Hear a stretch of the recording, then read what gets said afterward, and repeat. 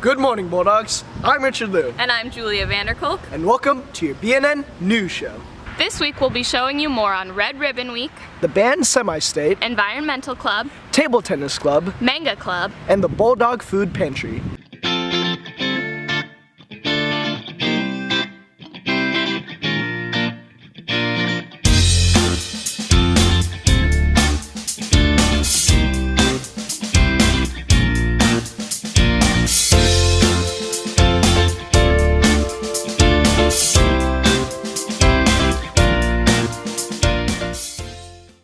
This week was the annual Drug Prevention and Awareness Week at North. Here's more about Red Ribbon Week. This week is Red Ribbon Week for Columbus North, an annual event promoting drug-free awareness and prevention. BNN talked to two students about their participation. Red Ribbon Week is our drug awareness week for North, and it's run mainly by the Student Assembly, but everyone's encouraged to participate in it by doing the dress-up days. I like Red Ribbon Week because it's a perfect representation of being drug-free, and my favorite week is Jersey Day. I participated mainly just to show my support against against using drugs and for drug awareness. But I don't know, it's just like a school-wide thing, and I think everyone should do the dress-up days. The themes for this week are put drugs to sleep, sock drugs in the face, what would your grandma say, team up against drugs, and use sunscreen, not drugs. This is Cortez Bandy reporting from BNN. The band Semi-State competition was last week. Here's more about it. This past Saturday, the Sound of North competed in the long-awaited ISSMA Semi-State Marching Band competition. After weeks of practice and preparation, the Columbus North Marching Band was able to finish in the top 10 and qualify for next week's state championship with their snake-themed show, Slither. This is the first time in 40 years that the Sound of North has qualified for state and the 10th time since 1995. BNN spoke to Miranda Highland and Clayton Stein regarding their experience at the competition. Well, this was actually a pretty important competition because, well, obviously it was semi-state, so it would determine whether we went on to state or not, but also is the last chance for our seniors to go on to state, so it was really important that we made it this year. Just a bunch of factors play into that. Just performing to that huge audience is a huge reason. I mean, it's a way that I can express myself through playing the saxophone. And yeah, there's no other feeling I get when I do anything else. It's undescribable and yeah. So after the competition, when we had found out that we had gone to state, that was a lot of fun because we were all celebrating and all of my friends were hugging, and there were some people that were crying, especially the seniors, because it was like their last chance to go to state and they made it. And so that was just fun to be around. The state competition will be held on Saturday, October 29th at Lucas Oil in Indianapolis. They will be competing in the Class A division against the largest of schools.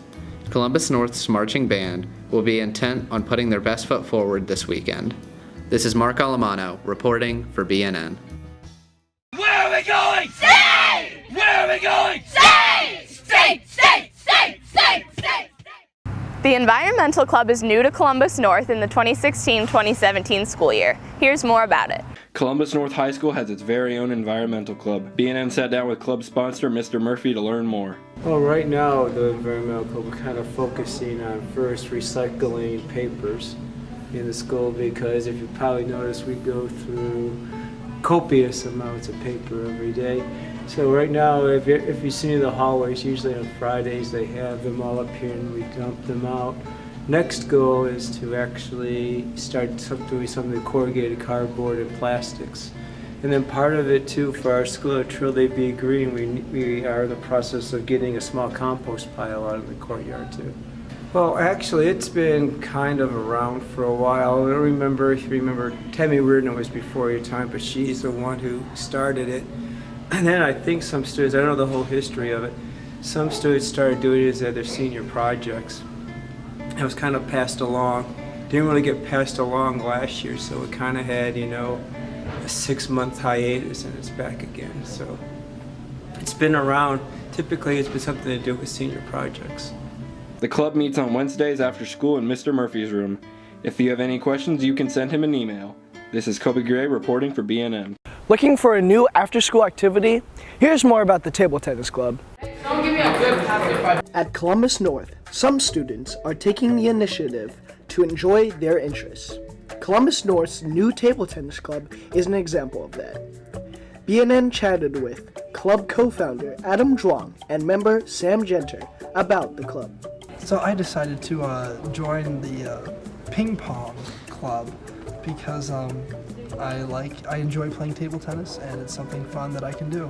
So what really inspired me to create Ping Pong Club was the fact that, well, for my whole life I've been playing ping pong and I've always just been really passionate about the sport. My parents had me start playing ping pong since I was like 5 years old, and I just realized that at Columbus North I felt that we absolutely needed a ping pong club. Talking to all my friends, I realized how many people actually enjoy the sport as well, and I felt that I needed to make a club so that all of my friends, all the people that I know who want to enjoy the sport of ping pong can like come together, meet new people, play different people, and just get better at the sport that has been like such an important part of has been such like a big part of my life. So. It's not just fun and games, however. The club has a ranking system, and players learn different styles to improve their skills. We teach our members a variety of skills. We start with basic forehand smashing, then we go into backhand smashing, then we go into spins, and then we go into serves. And eventually we're going to have a tournament on November 19th where everyone can showcase or display the skills that they've amassed over the past couple months. So for the ping pong club, I really hope that the ping pong club that me and my partner created can last for many years to come. There used to be a ping pong club at this school, but it died out about 5 years ago, and I really hope that this club doesn't die out, and there are always juniors that are willing to continue the tradition or continue the club that we've created for future years so that more and more people can enjoy the sport of ping pong. I feel like ping pong is an essential part of the high school experience, and I think everyone should have the opportunity to enjoy the sport that's been such an important part of my life. This is Richard Liu reporting from BNN. Interested in a Japanese subculture? Here's more about the Manga Club. The Manga Club had their annual Halloween event this past Tuesday. Here's more on the event. My favorite part about the Halloween party definitely had to be either the coloring contest or the chopstick relays. The reason why I was probably hit one of the two was because simply I love coloring. It's part of art, and it actually is one piece of me that actually does help me to progress in life. How much work was put into it was literally just 3 people putting this together. Sure, it wasn't as big as you think, and it was very short notice, but it was still something. At least people came to it. They see it as nice and fun. Probably next year it'll be even bigger. Instead of 15 people, it'll be 18, 20, 24, even higher and higher. It's something that could be a tradition at this school if played right. It doesn't have to be just about anime or ooh this or that, but it could be just a nice little tradition of people wearing costumes, having fun, having a party. For the costume contest part though, I decided just to go as a Japanese high school student. It's not perfect, as you can tell by a bow tie instead of like an actual tie, but it's still a costume. And I decided to add something that's used usually for comedy in Japanese culture.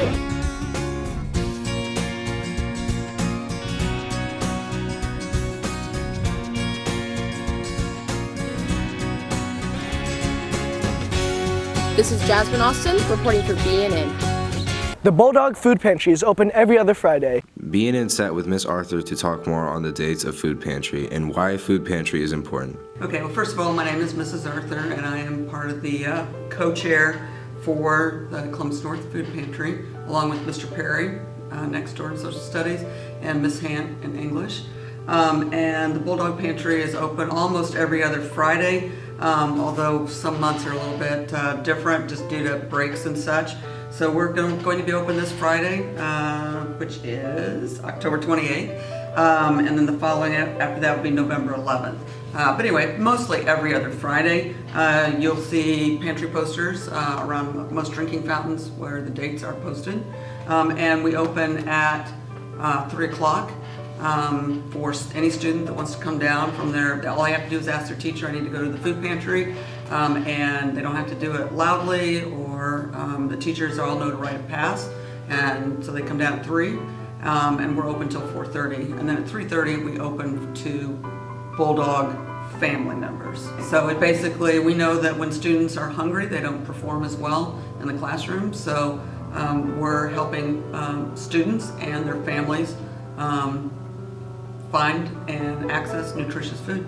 This is Jamal reporting for BNN. That's it for today, Bulldogs. I'm Richard Liu. And I'm Julia Vanderkolk. Have a great weekend. If you would like an announcement on the show, please email us at nhs_communications@bcsc.k12.in.us. BNN is a proud partner of CNHS Media at Columbus North in Columbus, Indiana. All music is provided by American Music Company.